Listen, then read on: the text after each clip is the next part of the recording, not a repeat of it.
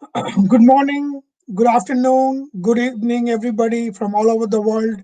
While watching this program, I'm Dr. Indranil Basare from the Ganges Mississippi Dialogue and the American Academy of Yoga and Meditation. I'd like to welcome all of you to this program of the Ganges Mississippi Dialogue, or the social activist platform of the American Academy of Yoga and Meditation. American Academy of Yoga and Meditation is the largest group of its kind. It is a conglomeration of physician scientists, researchers, and scientist PhDs all over the world who work, who meet, and who deliberate to determine the clinical use of yoga in modern medicine. As all of you know, 70% of all diseases are called non-communicable diseases or chronic diseases. Whether it is hypertension, whether it is diabetes, whether it is cancer, whether it is rheumatological diseases, they're all chronic diseases. And these needs more than modern medicine to be appropriately treated and also to provide patients with sustainable relief. This organization, the American Academy of Yoga and Meditation, with all its might, works towards that end to bring traditional knowledge of yoga along with the latest in modern medicine for sustainable relief and cure. The Ganges Mississippi Dialogue is an activist platform of this organization that is taking up three important causes in the society to bring about change and ensure complete eradication of inequality in our society. Intellectuals of these two great civilizations, that is the Ganges, which is the oldest civilization on earth, and Mississippi, which is the newest civilization on earth, have come together, bringing all their strength and might to eradicate inequalities in our society. The three important causes that we are going to work on are education, healthcare, and eradication of poverty. Therefore, today's program on education resumes great importance, and it is important to have reforms in education to make it available to everybody and not only to the rich and wealthy. Despite being one of the largest democracies in the world, it is unfortunate that India had an archaic education system for the last 70 years that did never foster universalism. Today, with the launch of the National Education Policy, there is light at the end of the tunnel, and we can hope that this will ensure universalism and presence of the opportunity for everybody to be part and parcel of the education system. Why is American Academy of Yoga and Meditation interested in this? The reason is educational systems should be such that the traditional systems like yoga should be incorporated with the latest in medicine to get the best out of both. And that has not been happening, not only in India, but also in other parts of the world, including the US. Our strive is to bring this conjointness between successful traditional medicine through research and the latest in modern medicine to ensure a better society.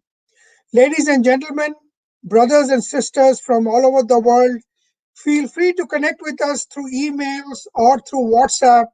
Give your inputs, and this is a fight for you, for me, and for everybody in this planet to make this world a better place to live in. We have to create the next paradigm so that the earth becomes a better place to exist. So chip in wherever, whenever, however you like to this program and to this cause. I will end today. Welcome all of you to this morning program, afternoon program in some countries, and evening program in other countries, and enjoy. Thank you. Namaskar.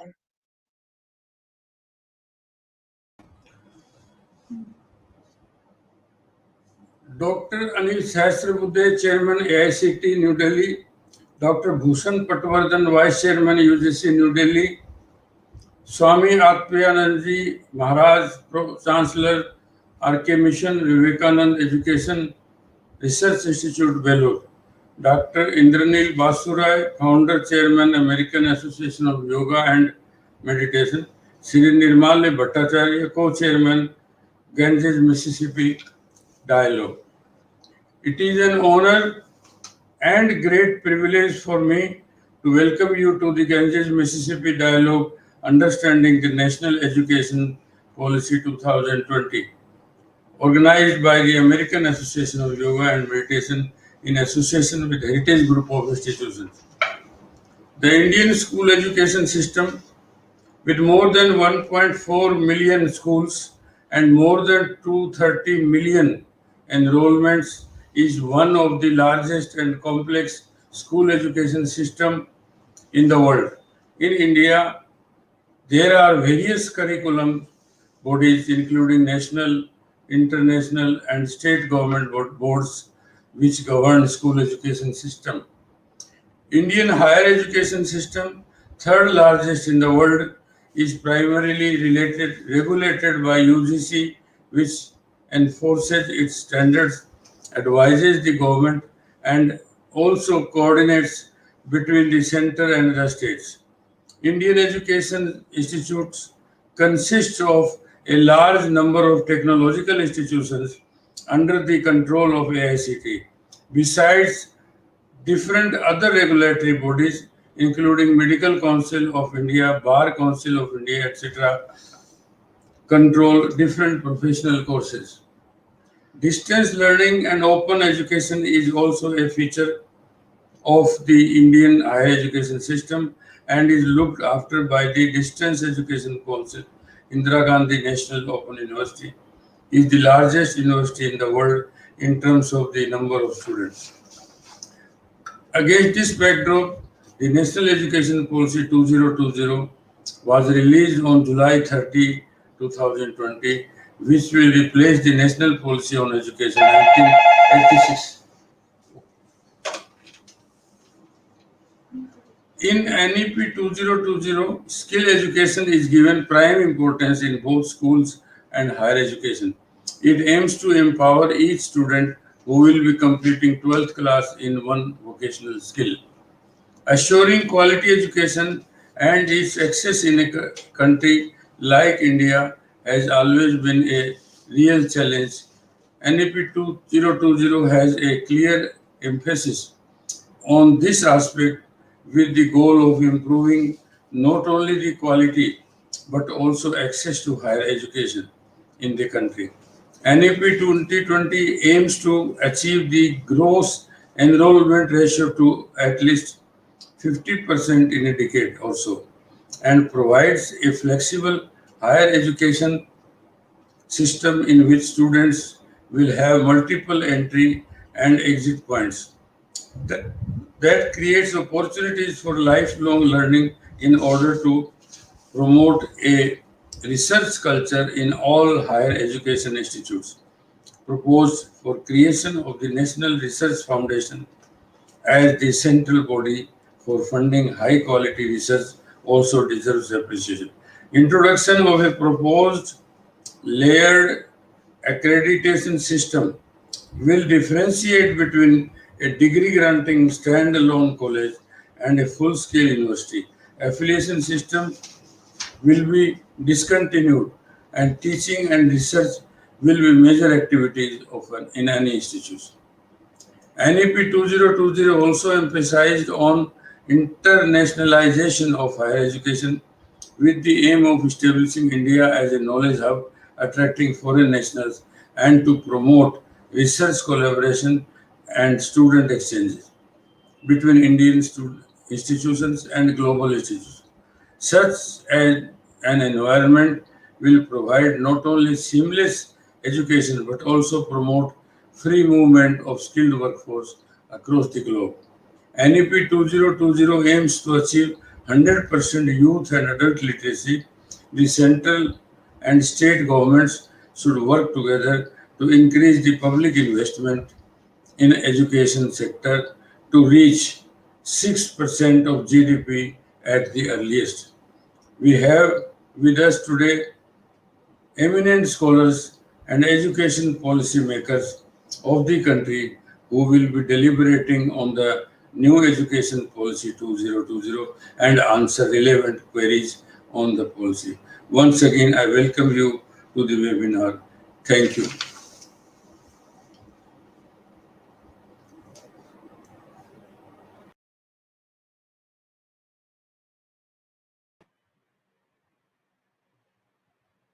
Namaskar. As Professor Indranil and Sri H.K. Choudhury has already extended welcome to you, I will not go to that formalities. Let me introduce our speakers straight away. Swami Atmapriyananda. Swami Atmapriyananda received his PhD in theoretical physics from the University of Madras for his work on particle theory. He has a number of research publications in various international journals. He joined the Ramakrishna Mutt and Ramakrishna Mission in 1978. He has become pro-chancellor of Ramakrishna Mission Institute, which is popularly known as Vivekananda University. Very recently, probably in the month of August. Prior to that, for 15 years, he was vice chancellor of the same university. And prior to that, he was the principal of Ramakrishna Mission Vidya Mandir, a college at Belur. Uh, it is important to mention that this college is ranked first both in arts and science stream in the whole of West Bengal. Now, our next speaker, I will complete the introduction first and then the speakers will come and speak. Our next speaker is Dr. Anil Sahasrabudhe. Dr. Anil Sahasrabudhe studied in BVB College of Engineering Technology, Hubli, Karnataka. The special part of his education is in all the 10 semesters in the engineering college, he stood first. So naturally, when he passed out as the best student of his batch. He is a National Merit Scholarship from 1973 to 1980. He is Karnataka University Gold Medal and Cash Prize owner. Now, after doing his graduation in engineering, he went to Indian Institute of Science. He obtained a master's and doctorate from that particular institute. Now, uh, he was director in the College of Engineering, Pune, for a pretty long time. But before that, he was deputy director and a faculty at IIT for 11 years. And he was also a lecturer at Nerist, Itanagar. Now, his Arunachal link is still there. He is the chairman in the Board of Governors, NIT Arunachal Pradesh. He is presently the chairman of AICTE. And personally speaking, I had the privilege of knowing him since his IIT days. Now he has grown up his beard very long, but then those days he was without beard. Our next speaker is Dr. Bhushan Patwardhan. Dr. Bhushan Patwardhan is the Vice Chairman of University Grants Commission. He is a biomedical scientist who is a fellow of National Academy of Sciences and National Academy of Medical Sciences, India. Currently, he is also the chairman, Indian Council of Social Science Research, New Delhi, and a member of National Board of Examination.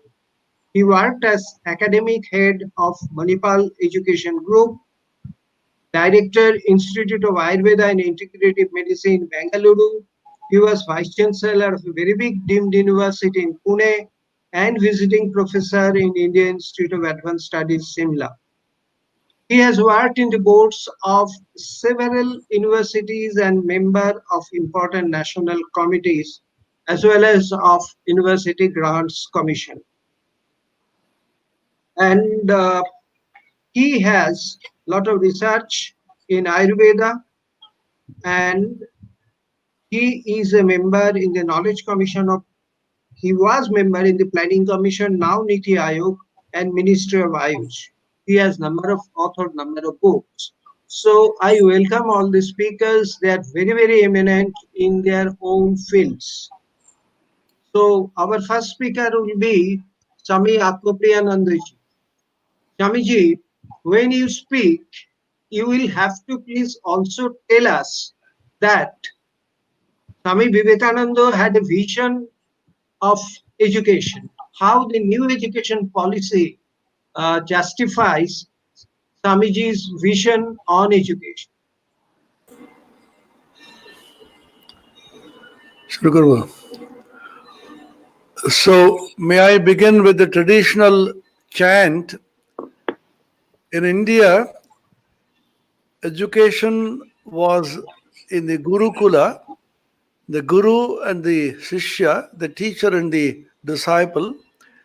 One on one, they used to chant this very famous mantra called the Shanti mantra, which occurs in the Katha Upanishad, on which Sri Shankaracharya, the great commentator, has written a brilliant commentary. This is well known, so I'll chant this and begin.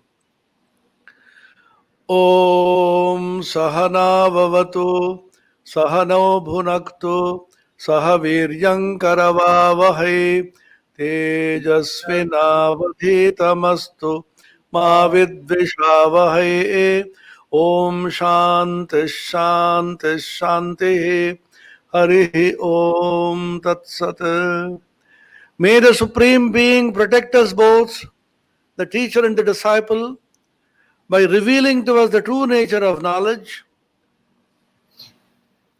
May the Supreme Being protect us both, the teacher and the disciple, by revealing to us the application of that knowledge.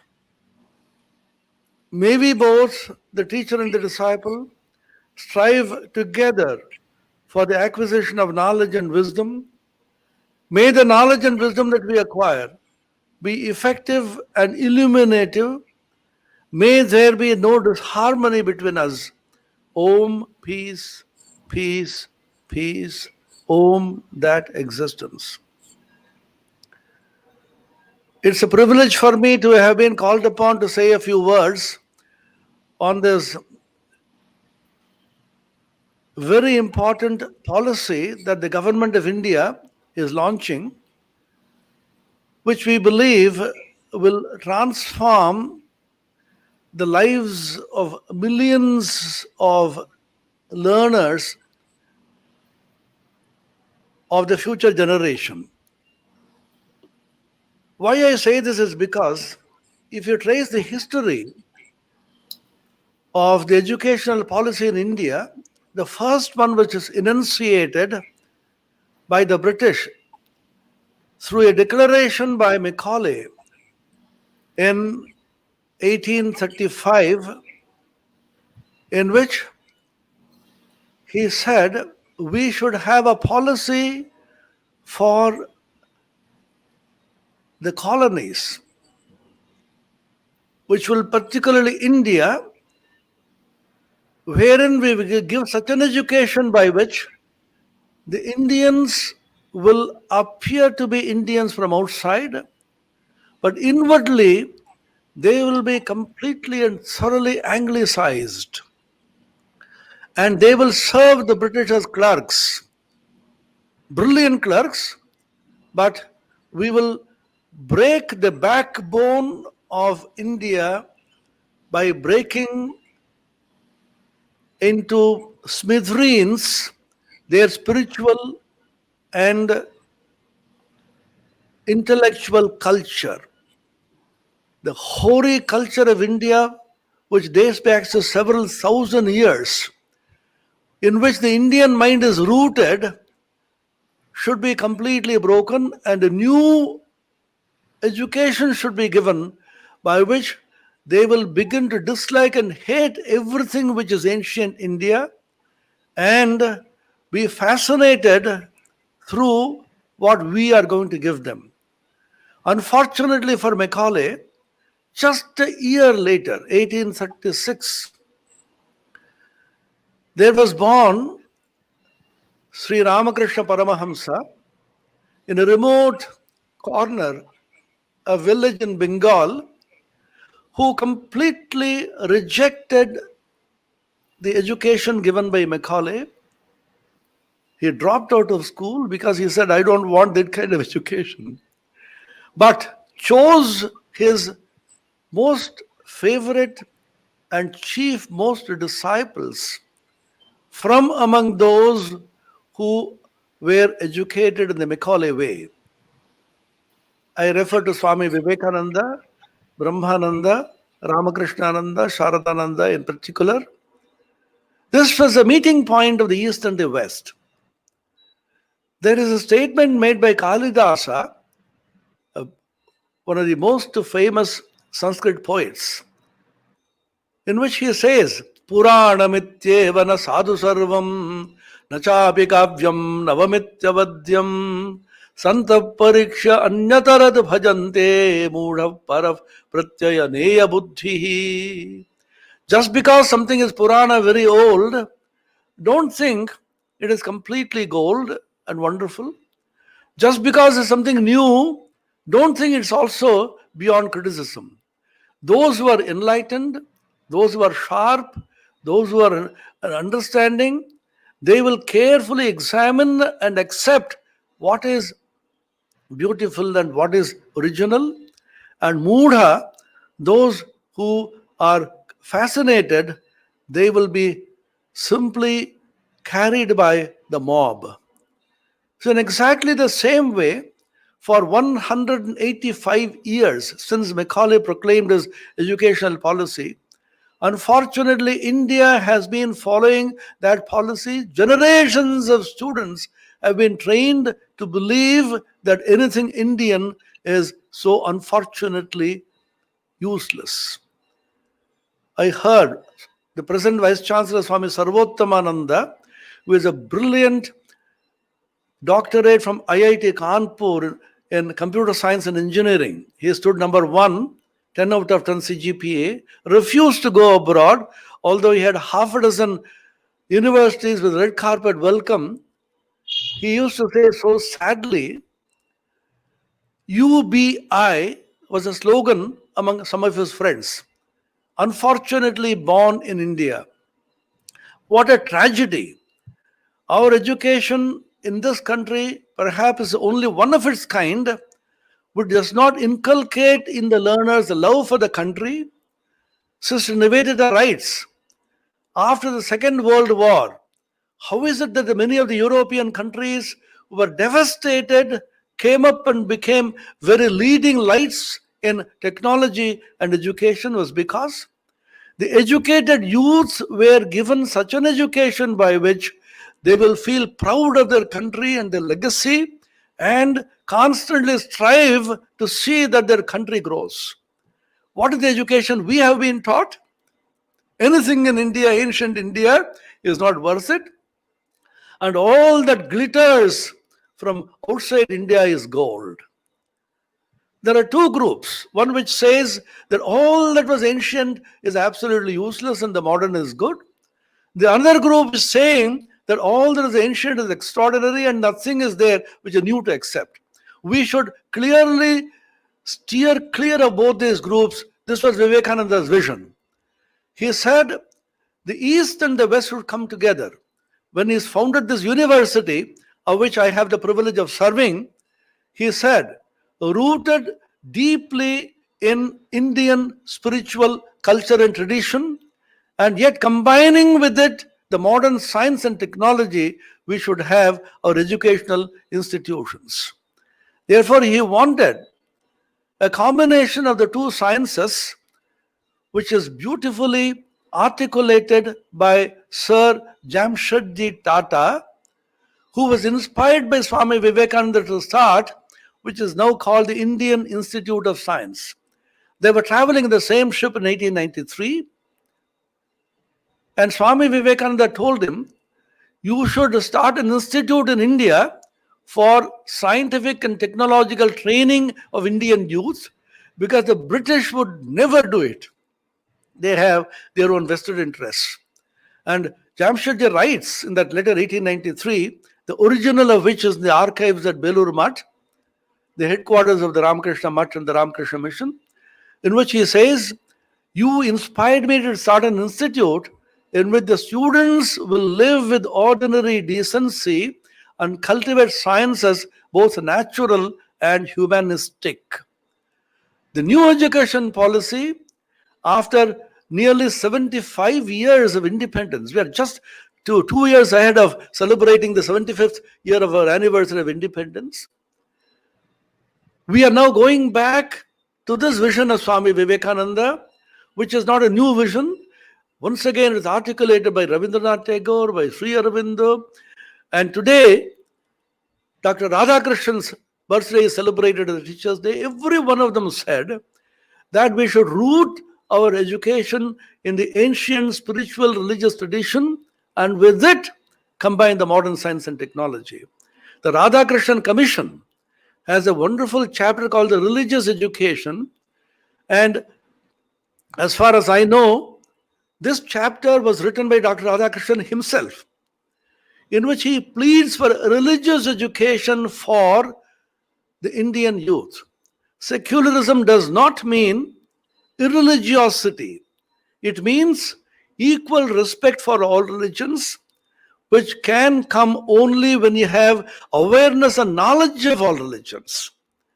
And therefore, perhaps ours is the only land in which there is no department of religious studies which is permitted, claiming that we are secular. Every university worth its name abroad as a department of studies. I may not believe in religion, but I should have a knowledge of religion because they're the most potent force in this universe. So this new education policy combines the vision of Swami Vivekananda, in which the youth who are educated in this policy will combine in themselves a deep vision about ancient Indian glory and combine it, adapt it to the modern conditions. On the one hand, they will be looking back to our ancient scriptures, Sanskrit language, which has been so far neglected, and gems from there they will pick up and adapt it to modern conditions. At the same time, we have so much to learn from the West. Swami Vivekananda said, "Can you be the Occidental of the Occidentals in your power of energy, punctuality, scientific temper? At the same time, can you be a Hindu of the East?" We should combine these two virtues, the East and the West. Eastern spiritual wisdom and the Western scientific temper. And Sanskrit education, I'll say just a few words on that. Whenever we talk about Sanskrit, we immediately identify it with the Vedic education, Hinduism, and so on, which is just a misnomer. It's one of the finest of languages which has been recognized all over the world. Most scientific Panini's grammar has been recognized by all the linguists as one of the finest and the most scientific of grammars. And the British who came to India, liberal British, they studied. Asiatic Society was founded by Sir William Jones more than 250 years ago. Sanskrit was given such an importance, and Suniti Chatterjee headed a commission, the first Sanskrit commission, immediately after country became free and the UGC was set up. And he had given such extraordinarily beautiful recommendations. It is there on the website for everybody to see. Nothing new is happening. Old wisdom which has been given to us, unfortunately not implemented by so far for whatever reason. Sanskrit education, if it spreads, our country's great heritage will be understood, and combined to that is the modern education of English and all the Indian languages given equal status. And the digitalization which is being talked about hugely in this policy is one thing which has just been shown to be relevant, important, extremely urgent by this coronavirus COVID 19. Digitalization started by the present central government some years ago, and how the coronavirus has shown this digitalization and digital India movement has come so handy. And we personally know how so many of our students are happily able to access the internet and do online classes. I got a picture from one of my students in a remote village in Jharkhand. In the midst of the paddy field, he is doing his classes because he says the internet connectivity is best when in the open air. And one more important idea which Swami Vivekananda spoke about is the social commitment of educated youth, which has been badly lacking in our education policy so far. Swami Vivekananda thundered, I quote his words, "So long as millions live in poverty and ignorance, I hold every educated man a traitor who, having been educated at the expense of the poor masses, pays not the least heed to them." When I was speaking in Madras, where the centenary hall of the University of Madras, from which I also received my degree, just overlooks the sea, the turbulent waves of the sea, Swami Vivekananda said, "Is there not water enough in the sea to drown you, your diplomas and gowns and so on? What are you doing to the poor? You have been educated. You owe it to the countrymen, particularly the marginalized, the poor, and the downtrodden, that you shall do something positive to enhance the quality of life of these poor people." Otherwise, what is your education? You write a few papers, you attend conferences, and you are attached to big institutes. But what is the contribution that your education has given to this poor country, which is populated by a lot of people who are extremely poor? Blaming the governments will not do. What are the educated people doing? What are the people whose education has been severely subsidized by the governments, by the public, doing for the poor people? Unfortunately, there is no provision in our education policy so far in which we will be able to know our country fully. So, our country's history, philosophy of science, science and humanities blending, and our education system at par with the systems attaining abroad. For example, when we studied, we had 10 plus 1 plus 3, then become 10 plus 2 plus 3. Now we are suggesting 10 plus 2 plus 4, which is at par with the international standards. Knowledge is exploding. 3 years of degree is extremely a small time for so much of knowledge to grow. Some of the extraordinary features, but there is a big but, how we are going to implement it in this country, where we always cry about education being on the concurrent list.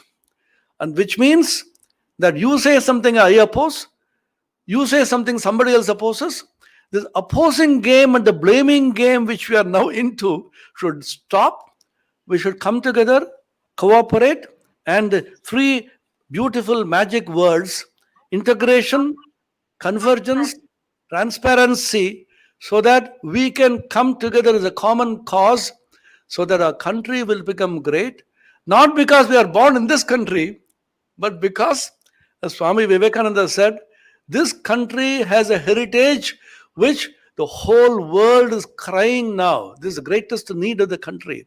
I will end with a quote of Swami Vivekananda, who said, "Little do you know the heart pangs of millions outside the walls of this country, stretching forth their hands for a sip of that nectar which our forefathers have accumulated in this holy hand. Let us work hard, our brethren, This is no time for sleep. On our hard work depends the coming of the India of the future. She is there, ready, waiting. She is only sleeping. Arise and awake and see her seated on her eternal throne, rejuvenated, more glorious than she ever was, this motherland of ours. Thank you so much. Thank you, Shamiji. Now I will invite Dr. Bhushan Patwardhan, and I will request him while he will speak, he will also spend some time on the whole, what I could understand in this education policy is the stress on learn how to learn. It is something different from what we were taught while we were students. Now here the stress is on learn how to learn. So I would request Dr. Patwardhan to, I mean, stress a little on this particular aspect. Thank you, Nirmali ji, and Mr. Chaudhary, Heritage Institute, and I am Indranil ji, Professor Sahasrabuddhe, Swami Priyananda. Uh, we have just heard a very nice presentation giving glimpses of Swami Vivekananda's thoughts and what India was and where India is and where India should go, carrying forward our legacy. You know, Swami Priyananda, I really enjoyed your talk. You know, I'm going to be very brief because I think we are running a little late. But those who are interested, I would request them to read my recent article, which is entitled Reimagining Indian Universities from Glorious Past to the Bright Future. So I'm talking essentially about learning from our glorious past and for building the new India, what our Prime Minister talks about. This chapter is published by all AIU, or Association of Indian Universities, and recently republished by Vigyan Bharati. It is available, or I can send it to the organizers. So I will be very brief and just coming to the point which Nirmalaji requested me to stress on. All these years we have been teaching, and all these years, today is Teachers' Day. So first, let me greet all of you. But at the same time, as a teacher, I will admit that teachers have been monopolizing teaching. Thinking that what we teach inside the classroom, is only teaching, because teaching happens all over. It's not only inside the classroom or inside the college campus or university campus, because family, mother, society, they are all great teachers and we learn from them. So that part was missing from the current education system, and rightly pointed out by Swami Priyananda ji. We were made to learn what they wanted to teach. They, meaning the Britishers, wanted to teach, because they wanted to create a band of clerks, who would work for them. So thinking, critical thinking was grossly missing. And so what we used to do, we used to give syllabus to students when they come to us for admission. We will give them the prospectus, syllabus, question bank, and also model answers, and we'll judge them based on how they are able to reproduce our model answers. We give them model answers also. So there is no scope for student, and we have been undermining capabilities of student to a great extent, because students have different capabilities and we should respect those students. We cannot force them that everybody should complete this course within definitive period what we prescribe, 3-year, 4-year, 5-year. If they don't, we should not put a stamp of failure on them. This is gross injustice, and Professor Sahasrabuddhe has done some wonderful thing in that, by allowing some of the students with gifted capabilities who wanted to really shorten the duration from maybe 5 years to 4 years to 3 years, or even lesser than that. So this kind of a flexibility has been brought by the new education policy. And this policy also lets students choose what they like. So even humanity student, if they want to choose subject in technology, they can do so, and vice versa. Most importantly, this policy for the first time very boldly acknowledged the importance of Indian knowledge system very boldly. So Nalanda, Takshashila, skills and knowledge were together in those universities, So Chauda Vidya and Chausasht Kala were together on those campuses in the Gurukul ashram system. So we need to bring best of those systems and bring them to the best of current systems. So Kulaguru system, which is witnessed by today's scenario, and Gurukul or ashram system, which was there during Nalanda Takshashila's time, we should bring best out of them. So what Swamiji also said, bringing best from west as well as from east. I think this is the way ahead.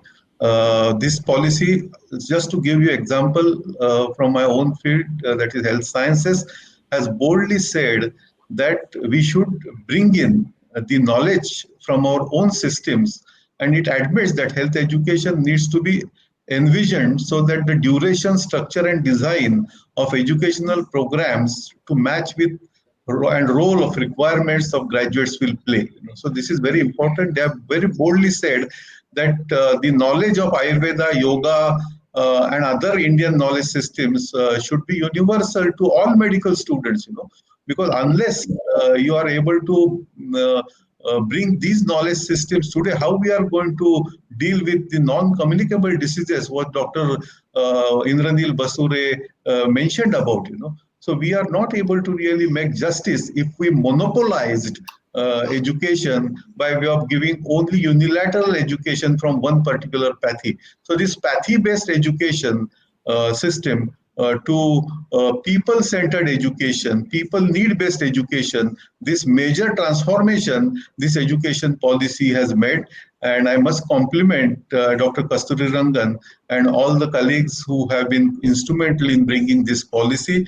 I think this policy has opened doors and open minds, because while we may have got independence, in 1947, but the independence in thoughts, the process is just beginning, which has been triggered and facilitated by this national education policy, because education is something which will be helpful in changing our own mindsets, which have been trapped in monocultural dominance. And when I say monocultural dominance, it is the dominance of Western knowledge system. So we have been hammered that whatever comes from West is the only way to go forward. But this education policy now brings a very good blend in the line with what Swamiji talked about, Swami Vivekananda talked about, bridging East and West and bringing best out of them. So I'm very hopeful that this education policy will be extremely useful for the new India, for Atmanirbhar India. I also don't like to use this word India, because India is not something which was created after 1947 when Britishers left. Bharat has a thousands of years of legacy, and I think this legacy, continuing legacy of Bharat, in terms of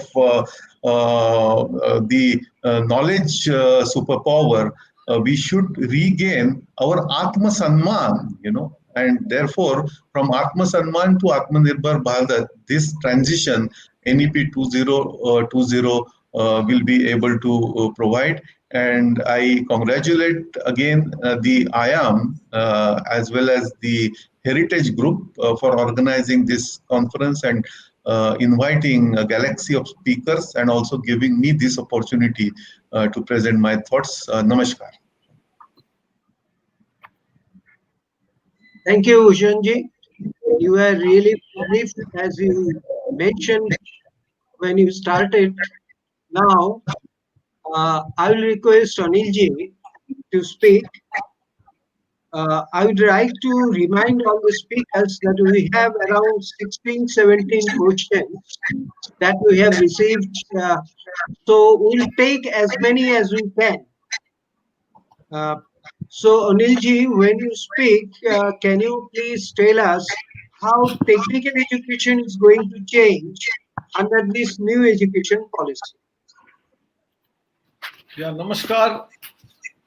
सर्वप्रथम यहाँ जो मौजूद है, all those who are present here, doctor Indraneel Basuray ji, Swami Atmapriyananda ji, Shri H K. Chaudhary ji, doctor Bhushan Patwardhan, Nirmal Bhattacharya ji और प्रदीप अग्रवाल जी, and all the participants, teachers. At the outset, very happy Teachers Day. आज सर्वपल्ली राधाकृष्णन जी का जन्मदिन है और हम टीचर्स डे के रूप में उसको मनाते हैं. और आज सुबह राष्ट्रपति जी ने जो टीचर्स को अवार्ड दिया, there were 47 teachers who were awarded Best Teacher Award from the school education. And if you had observed that program, and those who have not, please go back and see the video. You will be in tears. There are teachers from tribal areas, remote areas, villages, towns, and despite all the constraints of resources which we keep on cribbing about, they have done innovation in order to really empower students. Some of them might have taken them out into the garden to show them the nature and how botany, biology works, to natural environment, to the various games which they have developed. There are stories which are done, pictures, cartoons, drama, music. I think they have used everything in the under the umbrella of art, craft, music, dance, in order to train students in mathematics, in science, in social sciences, in the connect with the society. I think you will be in tears. I think hats off to all those teachers. And there are not only 47 teachers, I'm sure there will be hundreds of them, but they are hand-picked 47 teachers who were rewarded today. And taking it forward, the new national education policy, which has been announced on 29th of July, and on August 7th, when UGC, MHRD, then MHRD, conducted a program, a webinar for full day, Honorable Prime Minister himself came, and the commitment to actually translate whatever is talked about in the policy into action. That was being very, very specifically told. And that is why many people keep asking, when is this policy going to be implemented? Policy is very good, but how does it translate into action? None other than Prime Minister himself told everyone, including MHRD then, that we must have not only Niti, but a Rananiti, and have strategy to translate in terms of available resources, a roadmap, and then while implementing, review of that, and if there is a course correction required, that also should be done. I think wonderfully he had explained. Taking forward that, on the 14th of August, one day before the Independence Day, the ministry's name was already changed from Ministry of Human Resource Development into Ministry of Education. This was a long-standing demand requirement because education has to be holistic. And as rightly pointed out by Swamiji in the beginning, that is the Swami Vivekananda, when he enunciated what is education all about, it is the manifestation of excellence already in man. How do you nurture that? How do you bring it out? I think that is what is all education about. It is not just meant for employment. It is not just for resource development. It is meant for creating citizens in the future, several generations by the teachers. And that's why teacher is a central player in the entire new national education policy. Now you asked me about the technical education. I will touch upon various other aspects, but I will come to technical education as well. There is a very important chapter which talks about vocational education, technical education, that is professional education, and teacher education. All these three are linked. And it's very beautifully enunciated in this policy that the connect between the three is very, very vital. As rightly pointed out by Dr. Bhushan Patwardhan, our ancient universities like Nalanda, Takshila never separated education in segments. The new policy talks about multidisciplinary universities with a lot of input and exit possibilities. You can come in at any time, you can go out any time, and there is no bar on completing the program. In between, if you go out, there is a possibility of getting a certificate, a diploma, and only then, if you complete all the credits, you will get a degree. I think these features never existed in the present rules and regulations that exist.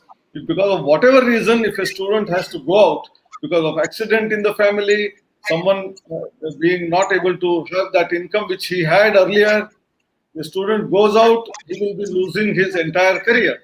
And therefore, this is a game changing, transformational policy which has come in. As far as this connect between the vocational and technical education is concerned, right from ancient times, there has always been a connect. You cannot have knowledge for knowledge's sake unless you know where it is applied, how it is applied. And that's why skills and the theory part of it both have to go hand in hand. We say that theory and experimentation, or theory and skills, they are to be together. And that's why in the new education policy, there is vibrancy in terms of permitting students to take any course. We already had implemented choice-based credit system, and this does exist for a long time in many of the IITs, right from 60s and 70s. But University Grants Commission introduced that for all universities.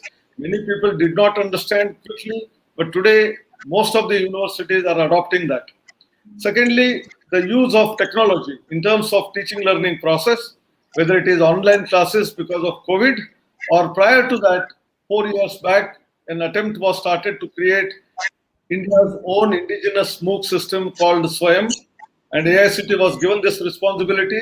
Within 1 year, it was created, and there are today more than 2,500 courses from all domains, including art, craft, science, music, dance, drama, engineering, pharmacy, architecture. I think students have this education at their doorsteps. In the new policy, there is provision for even online degree programs, and these may be partially technical programs, but many programs which are in the field of arts, for example, sociology, psychology, or humanities, they can be easily conducted in the form of online degrees. Whereas those programs where you require a lot of experiments, practice, such programs need to be in the face-to-face mode. So the 20% credits which are allowed already under MOOCs may be extended to 40% in due course of time. And most of the theory courses can now be done by staying at your own home. Therefore, whether it is access, equity, affordability, transparency, all of that is brought in into the system. And very importantly, the regulation of the entire higher education system, which was divided into compartments: Pharmacy Council of India, Council of Architecture, AICTE, UGC, NCTE, and so on and so forth, all of them being brought under one umbrella. And then based on self-declaration, how can one get their institution recognized, continue to start the programs, increase in the strength, all of that being on the basis of self-disclosure. And that is why one of the terms used is the regulation must be light but tight. Light is all this lightness, where easy access to approval process, and the tight is as far as the institution gives all correct information, there is no problem. Otherwise, one can come with heavy hand, and that declaration is given in this policy. As far as again technical education is concerned, all of this was being already done as part of the regulatory process. So the same thing will continue. But few important things which are again connecting the dots is about the skill education, which we call by DVOC, BVOC, and there are sector skill councils who have all talked about level 1 to level 9, leading from diploma, degree, postgraduate degree to even the doctoral program in vocational education. And on the other side, our normal education, where degrees are 4-year degrees, even in arts, science, and commerce. Engineering was already 4-year degree, and many other degrees were 4-year, or some of them 4.5, 5-year degrees. All of these programs which are already there, how one can shift gear from one program to the other program. Well, if you feel that you are unfit into a vocational program, why can't you go to an arts college and then complete your sociology or psychology degree? Or a person who is in engineering feels that this mathematics is too heavy for him, and therefore he wants to do hands-on, and therefore wants to shift to the vocational education. There was no scope so far, but therefore this particular policy, which talks about National Higher Education Qualification Framework, under which credits earned earlier will be kept in a bank, banking of credits, and you can transfer these credits from one program to the other program and get the degree as and when you complete the required number of credits. I think this is another very important area. Digital education, online education in different facets is going to become important. And I would like to reflect upon in the technical education, many people also raise doubts because in engineering there are lots of experiments to be performed. In science, there are lots of experiments performed. Certainly, some of these experiments cannot be done without going into the actual laboratory. But there are many experiments which can be also performed in a virtual mode. There are already hundreds of virtual labs created by 7 IITs and 5 other institutions as an extension of NPTEL in the form of VLab. If you Google VLab, you will get VLab Connect, and all these institutions who have created these virtual labs. There are two important points to be noted. In an actual experiment, when you use the actual machine or an engine or an equipment, at a given time, only one set of students or one batch or one student will perform, others will observe. And in the virtual lab, since it is based on coding, which is actually replicating the experiment in an artificial way, in a virtual way, one can use this software code to simultaneously do the experiment by thousands of people, 10,000s of people. That means wherever the equipment is expensive, you have created a virtual lab based on that equipment. Exactly the replication of the experiment is done by tens of thousands of people. And then one more advantage is in an actual equipment, in order to change some parameter, speed or the torque or the fuel supply or anything like that in a particular equipment, you have to reconduct the experiment and it takes time to readjust. But in a virtual experiment or virtual lab, these parameters can be done at a stroke of a millisecond to seconds.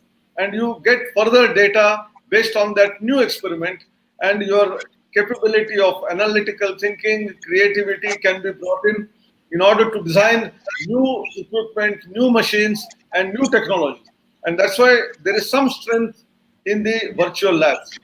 Then using of the high level of technology, artificial intelligence, Internet of Things, machine learning, augmented reality, virtual reality, learning can be made very, very customized. We say that for every person, depending on his interest, one can give the course, and depending on his prior learning, where does he start, how can he start, continue, and get into excellence mode is decided by artificial intelligence and machine learning. I think these capabilities can be brought in not only in technical education, but right from school education to any other higher education. And that is very, very significant. And this all will be in a position for us to reach to gross enrollment ratio of 50% much more easier than otherwise building of lot of infrastructure in terms of brick and mortar buildings, lot of activity, lot of funding required for that. Without that also we will be in a position to reach. I think there is a power of technology which we have envisaged during COVID-19 while doing training program for faculty members under Atal Academy, under what is known as Universal Human Values, under research engagement program, in terms of examination reforms program. In the face-to-face mode at a given time in one classroom, we were holding 50 or 60 faculty members. But today, through use of various technology platforms, simultaneously we can train hundreds of faculty. Some of the programs, we have 1,000 faculty being trained. And therefore, using all this power of technology, we can make our students ready for the future, very good citizens, value-based citizens who are not only Atmanirbhar themselves, but can transform the country also into an Atmanirbhar Bharat. With these few words, I conclude. I am sure that there are lots of questions visible here, and many of these questions can be answered by all the three experts, and we can satisfy our friends who are there on the platform as much as possible through this mechanism. Dhanyavad, namaskar. Thank you, Anilji. Now, the first question that we got has already been answered by Swamiji. The question was how Sanskrit can retain its lost glory by implementation of national education policy. That Swamiji has already said. A teacher named Ila has put a question. I am opening the questions to all of you. Any one of you or more of you can answer it. How is the knowledge of Indic sciences, Indian culture and heritage will be part of national education policy in school education? What will be the content? If She is a Swamiji, teacher in a school, that is why she has asked us. say we did not talk about school education as much as higher education right now, all three of us. But essentially, the new policy talks about changing from 10 plus 2 system to 5 plus 3 plus 3 plus 4. Essentially, 12th standard age group would be still 18, but the starting point instead of 6 years is 3 years. In the earlier regime, we used to have what is known as Balwadi, Anganwadi, there were nursery, lower KG, upper KG, different nomenclatures. All of that has been integrated into the first 5 years of learning, which is very, very joyful, which is having mother tongue as the medium of instruction. There are lots of possibilities of making games through which you make students to learn without having your script of reading and writing. Why three language formula? It can be even five languages being taught very easily by playing games, by telling stories about those languages and in those languages. I think that is where our culture, art, craft, design, music, activity based learning, going outside into the field, into the garden, into the agricultural field, all of this can be possible. In the process, our culture also can be brought in. You can take to maybe a painting where students can learn that. People can be taken to our own dance form. Different. There are a variety of dance forms in our country. Music. There are a variety of music which is there in our country. All of that culture can be imbibed. Even the food habits, the dressing sense.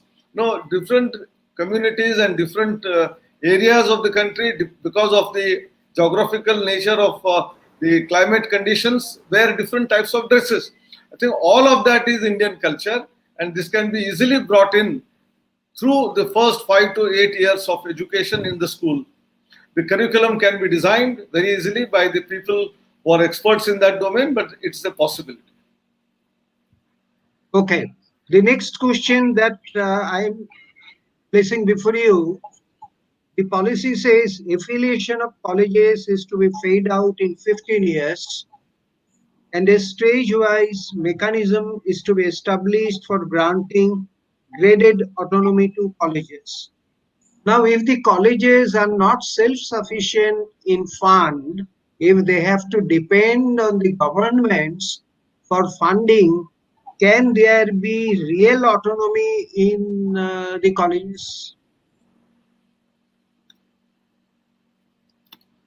Sir, Maybe again, Shamiji, maybe Bhushanji. No. Let Shamiji or Bhushanji Yes, respond to this. this is the UGC's area. Yeah. Bhushanji. Yes, you will see that in the new education policy, there is a point that the differentiation for funding as private and public has been recommended that should go, and decision should be done on the basis of merit. But this doesn't mean that all kinds of funding will be available for the private colleges. But there will be some opportunity on a competitive basis for the funding. At the same time, I can also tell you that the uh, graded autonomy, there are several private colleges also, privately managed colleges, which are funded by government, state government college. In many states, such system exists. They call it as grant-in-aid colleges. So such grant-in-aid colleges can continue to get funding from the government. At the same time, they can become autonomous and they can grow and they can climb up the value chain. By getting into higher and higher levels. So they can become first autonomous, then autonomous colleges can become cluster, they can become university. So all that is possible. They can go on strengthening their own research infrastructure. So this policy has opened up this kind of a growth path for the colleges, irrespective of whether you come from private or from public. Thank you. Thank you, Bhushanji. Now I think next Nirmal, question. can I add to what Sure. Dr. Ji said? Hmm. Actually, the one beauty is the Britishers wanted us to be completely dependent on them. There's a central structure. Even Calcutta University, when it started, there was no university at all. There was only a huge building, which even now exists. And then there will be hundreds of colleges, so-called affiliated. And every time they have, even if they want to change a semicolon to a comma, they have to take the permission of the university. So what happened was the initiative and the interest of the individual colleges are completely lost. So I have myself grown in that system for years together. And the college in where I was heading this college, the Vidya Mandir, for everything they'll say, oh, we can't do anything, the university doesn't allow it. So give them freedom and make them responsible for the changes that they make. So this is a wonderful idea. Not that at one stroke you will do this. UGC has come up with a brilliant policy of having graded autonomy based on the NAAC score or whatever criteria. So if the university UGC thinks that you have attained to a certain state, give them freedom. Swami Vivekananda said, liberty is the only condition of growth. Unless you give freedom to people, they can't grow. But freedom without responsibility is dangerous. And therefore, a balance has to be made. It takes time because we have been under the foreign rule for more than 1,000 years. The philosophy is only dependent on somebody else. One famous political analyst once said, there is nothing more tragic for a country to gain political independence still retaining the psychology of terrible dependence. Everybody thinks that somebody else to tell them what to do. Give them freedom, they don't know what to do. So the empowerment which is being constantly talked about is give them freedom to do, let them bungle, let them make mistakes and learn, provided they are not dishonest. So regulation is good, but too much of regulation over several years has simply killed our system. There are 18 regulatory bodies. We are also victims of that. So all of them are breathing down our neck all the time. You can't move this way or that way. And how the regulatory bodies function, we know. So the greatest advantage of this policy, for which we should thank whoever is responsible for it, is that deregulate, but make people responsible for their actions. So this is a very interesting Thank step. you, Maharaj. You can grow. Now, Professor Radha. Yes, you finished, Maharaj. Professor Radharaman Chakraborty, a former Vice Chancellor, has sent a question. The concomitant of all these recommendations has to be found in accountability and enforcement. Here, the first step of peer group opinion should have primacy that ensures trust and transparency. What is your opinion?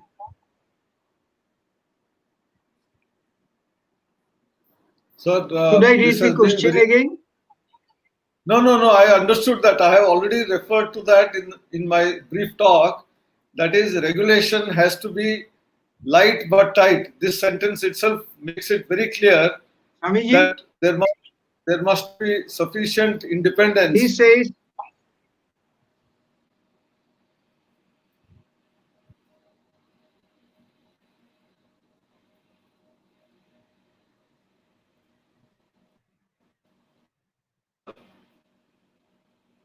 Not audible. now audible. Yeah.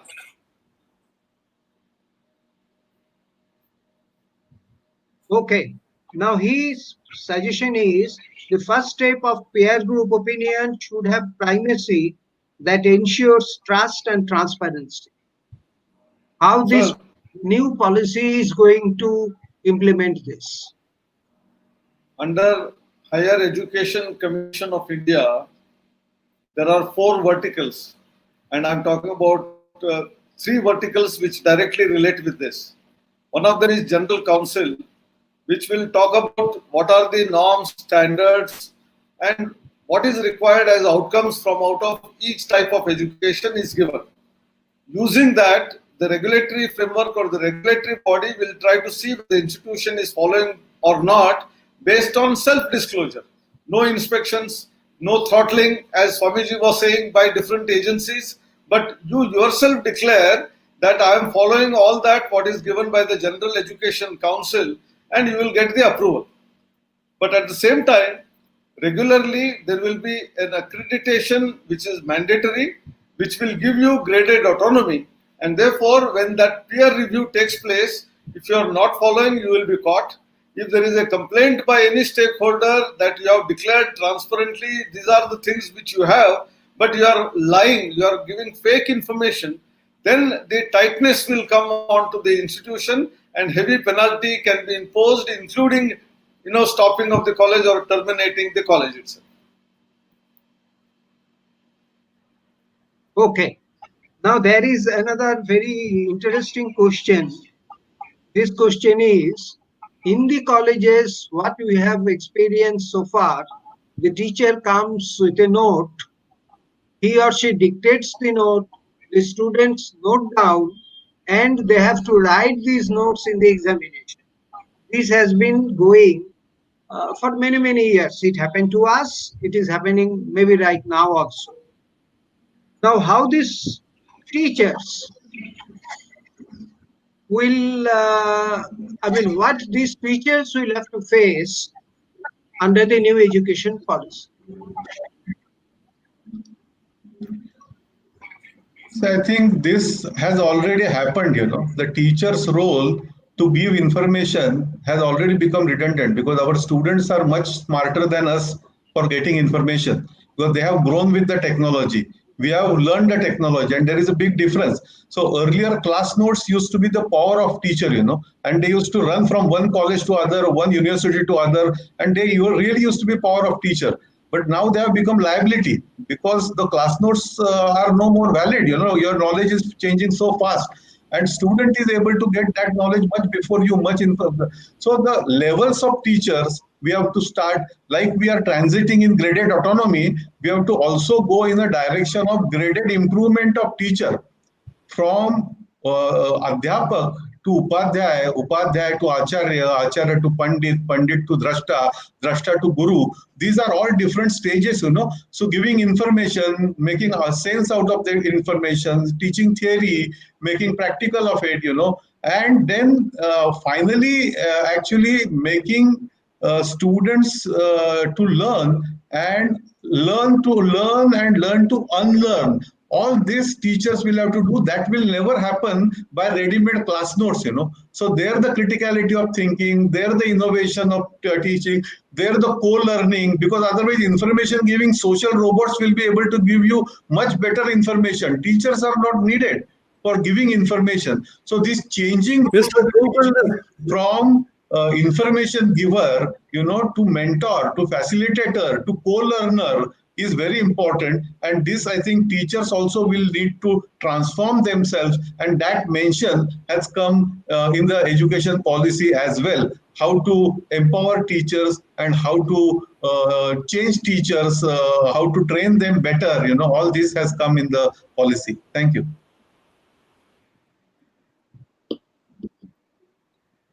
Thank you, Bhushanji. Another question, again related to primarily college. NEP has recommended for motivating, energizing, and building capacity of faculty through clearly defined, independent, transparent recruitment. Now, we all know the system of recruitment in our country.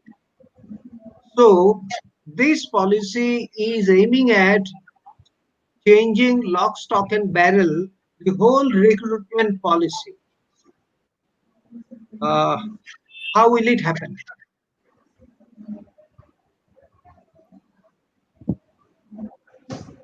Is there very difficult questions? Or No, sir.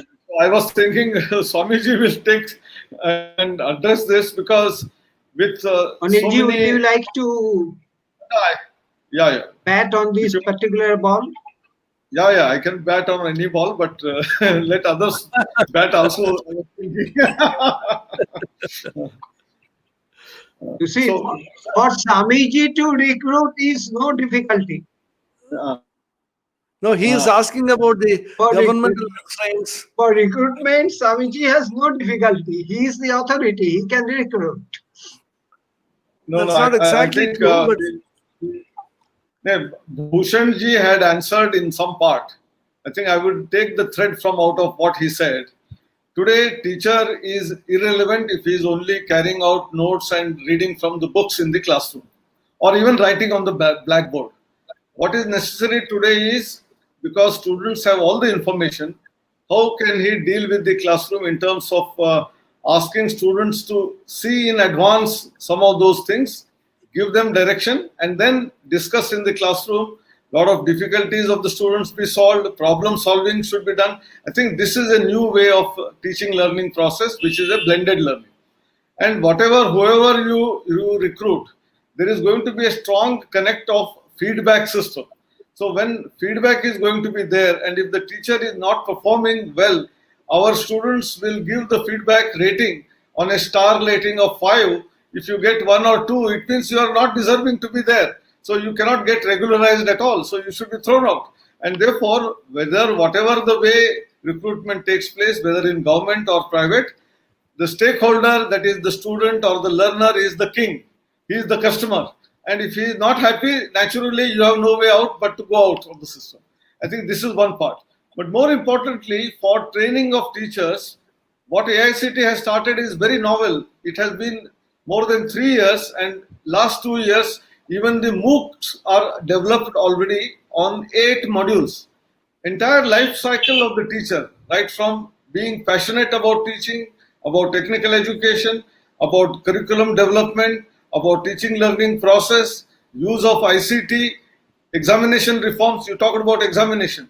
It is not merely the memory based questions, but how you have question papers where you have higher levels of understanding, analysis, critical thinking, synthesis, problem solving, and also creativity and innovation. All of this should become part of the question paper. All this training is being given to the teachers through these 8 modules, and 1 month of mandatory internship in the industry, and then practicing it for 1 full semester in the college under the tutelage guidance of a senior faculty. If you do all that, only you will become permanent. I think even if you get into the system by some hook or crook, if you don't do all of that and train yourself and prepare yourself for the profession of teaching and not passionate about that, the only way is way out of the system, not inside the system. sir, that is so easily talked about. That's not easy. Thank you, Anilji. So I will pose a question which is very sensitive and tricky. Unless we can get rid of political activities by students on educational campuses, none of these systems is going to improve, which can't happen so easily. So you talk about students' feedback. The students' feedback will depend upon which group of students belonging to a particular affiliated party gives the feedback. One group says something, the other group will say something else. The moment you take an action on the teacher, there will be any number of litigation happening. So all that is good to say, but one has to slowly bring up the system. See, we are all making a policy in such a huge, diverse country. So let us slowly move forward, and let us not think milk and honey is going to flow. Let us also say that nothing is going to happen. We have to start somewhere. Perhaps down the line, when the new generation become teachers, the scenario may change. So, But this, yeah, Swamiji, uh, whatever I said is for fresh teachers. Those who yeah, are yeah, recruited, right, they exactly. have to go through this grill, otherwise they will not Those become who- regular. You but remove them. throwing away teachers is not easy. No, it is easy in the first 1 or 2 years.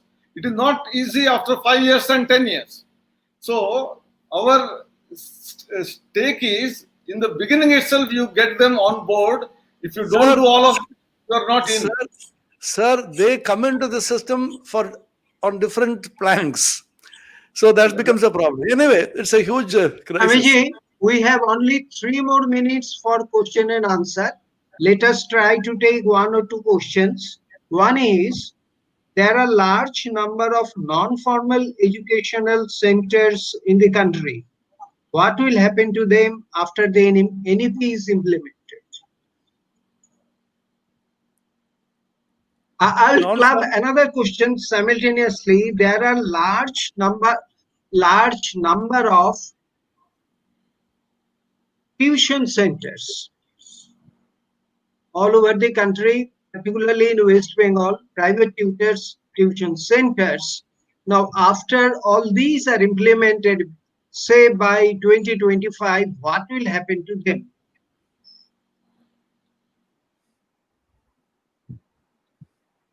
So again, if should the I tell education about if the education in the schools and colleges and universities improve, this will become automatically redundant. So, as absolutely? Swami Vivekananda once said, don't tackle the disease, tackle the immunity level of the system, give nutritious food, do fresh exercise, so that this automatically get weeded out. These weeds grew because they were not delivering, and therefore, helplessly the students went there. So, if you perform, they'll not, they know. So, it is a long process. I think this will happen. Okay. Now, the last question that we will take for discussion is, in the entire education policy, there is nothing mentioned about Right to Education Act. What will happen to Right to Education Act? Will it remain? Will it remain as it is, partly implemented, or it will just go? Sir, Right to Education Act already exists and it will continue unless repealed. And therefore, right to education will be there. In some way, it is likely to be extended from up to class 10 to indirectly class 12 because the entire system is modified from 10 plus 2 system to 5 plus 3 plus 3 plus 4 system. So, in a way, obliquely, it amounts to saying that everyone will go up to not necessarily up to class 10 but up to class 12, but explicitly it is not mentioned. Whenever a formal regulatory mechanism comes in place, probably whether it will be terminating at 8 or 12, and in any case it would always be RTE, right to education will continue. The very fact that the gross enrollment ratio in school education is envisaged to be 100%, that itself shows that everyone should be educated. So it is indirectly RTE. Okay. So now we have another 4.5 minutes to conclude. I would request Pradeep Agarwalji and I would request our team to focus Pradeep Agarwalji, who is the CEO of Heritage Group of Institutions, to offer his brief vote of thanks.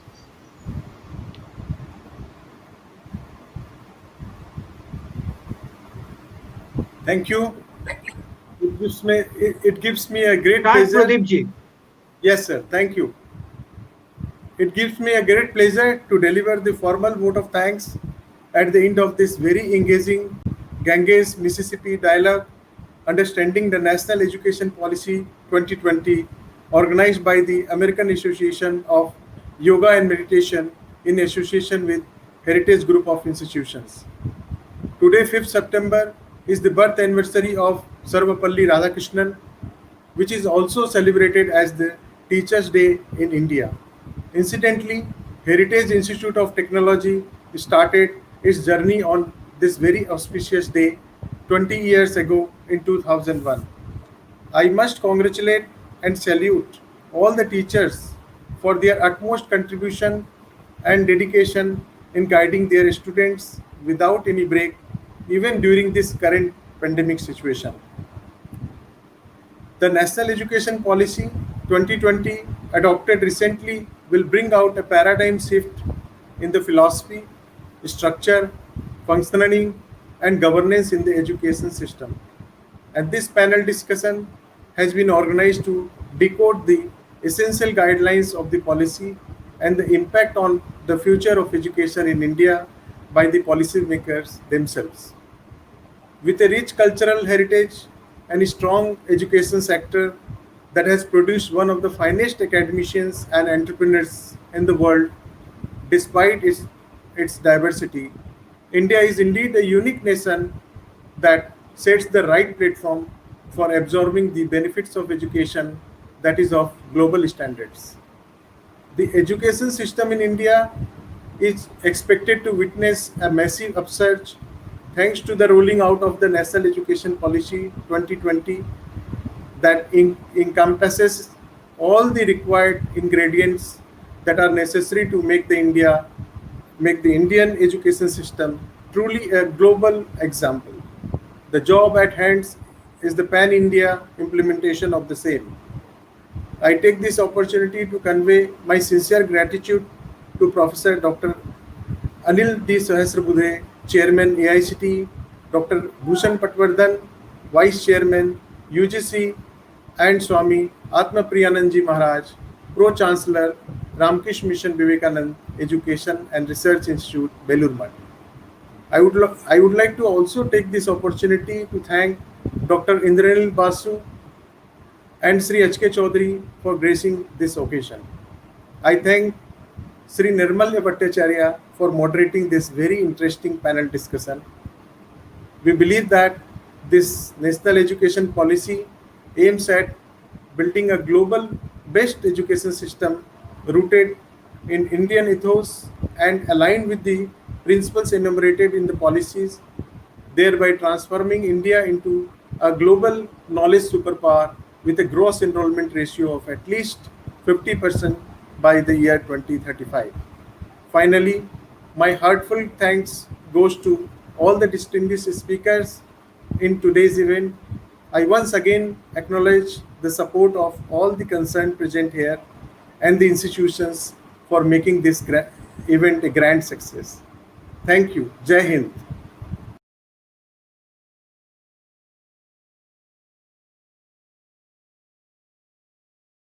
Take just 30 seconds to share with us their view on today's webinar. 30 seconds each. And thereafter we will conclude. Samiji, you start. Your views on today's webinar. Very interesting, which is a very neutral word. We had a very good discussion because the UGC vice chairman and the chairman of AICT are the old veterans. As you said, they have batted on spinning pitches and fast pitches, and they are all they have scored a century everywhere. So very interesting, quick observations, and the positivity which marked the entire discussion is which is remarkable. Thank you. Anilji.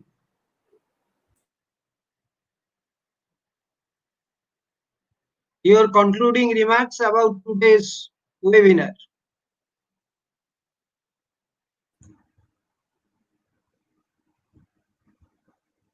Anilji is muted.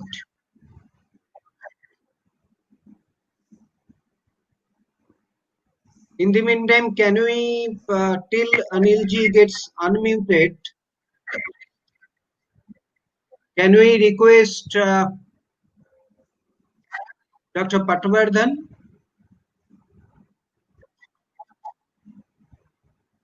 Vishanji, your views.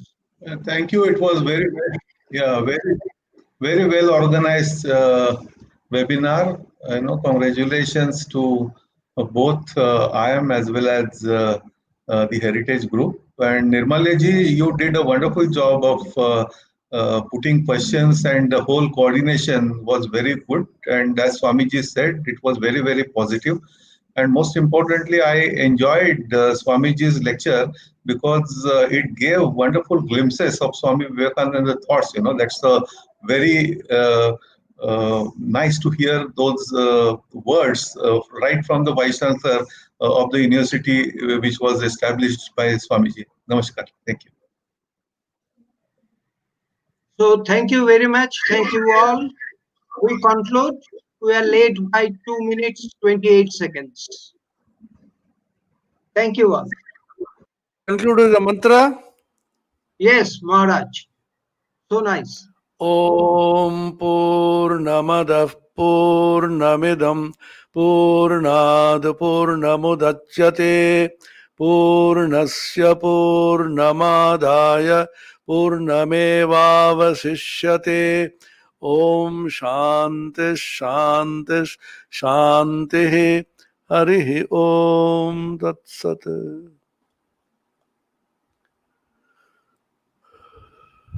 Thank you very much. Let us end the broadcast.